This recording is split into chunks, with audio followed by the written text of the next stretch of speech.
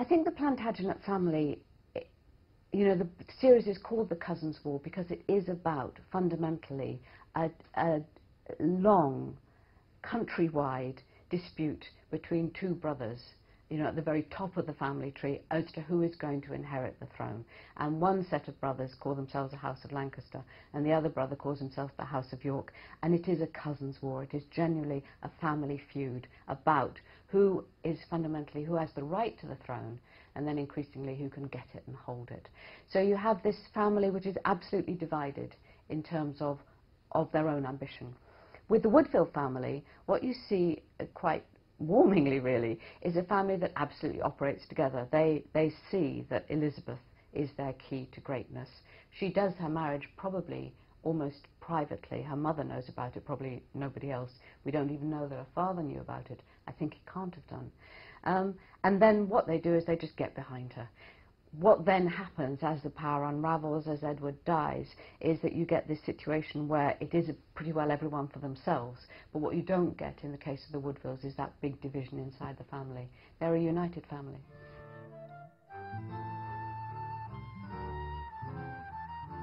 I think what we see is that Elizabeth is very good at using female communication. So there's a moment where they want to get George, Duke of Clarence, away from his ally, the Earl of Warwick, the Kingmaker, because he's now a danger to them.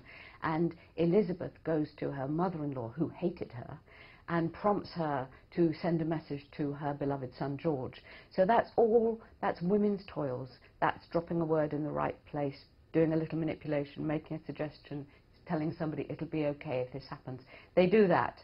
There's quite a lot of, I think, sneaky, you know, politicking, manipulation going on, whereas the Plantagenets are big fans of death. You know, if someone's dead, that's the end of the story, really. So, you know, fundamentally, what can we do with Henry VI, the rival king, in the Tower, always going to be a focus for insurrection? Ultimately, they say, we'll kill him, and that's the end of the problem.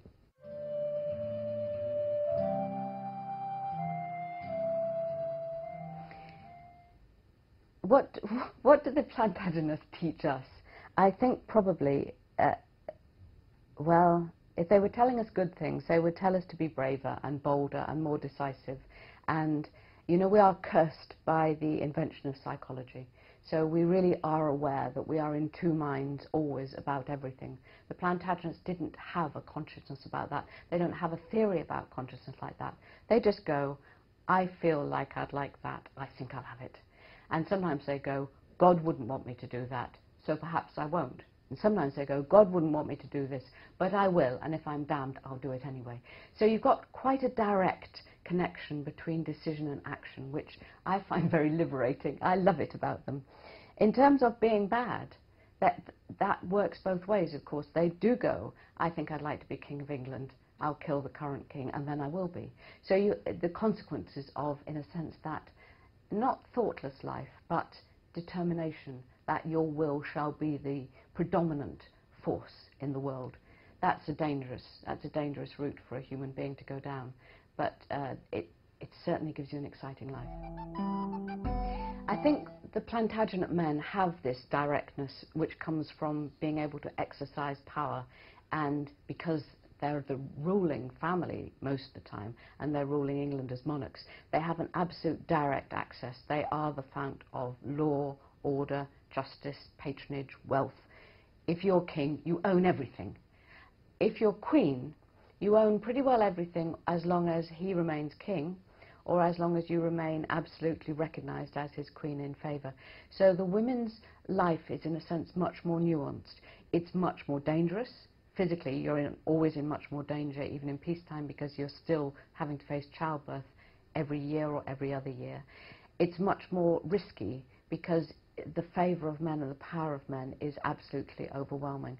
So in a sense, even when you're Queen of England, you're still living under an incredibly dominant patriarchy. So the sense of having difficulty with the power of others, which is so much a modern concept, is something that the medieval women share with us.